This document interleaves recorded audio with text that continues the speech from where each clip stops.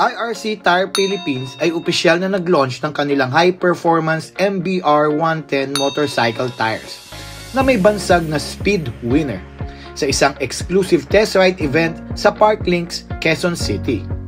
Nagbigay ang event ng pagkakataon sa mga media at riders na ma-experience ang grip, handling at stability ng gulong sa isang dedicated course.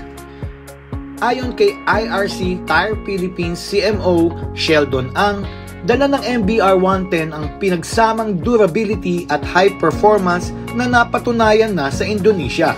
Binigyan din ang Japanese heritage ng IRC o Inoue Rubber Company at ang pagiging pangunahing original equipment supplier nila sa mga Japanese manufacturer.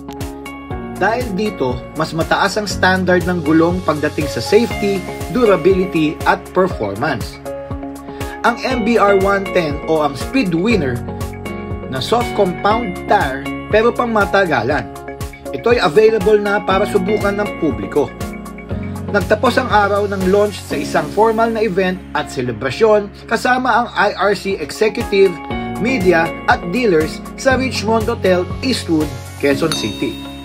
So, subukan na ang bagong IRC MBR 110 sa inyong mga motor, mga kaibigan. Ako po si Kadyo, nagbabalita.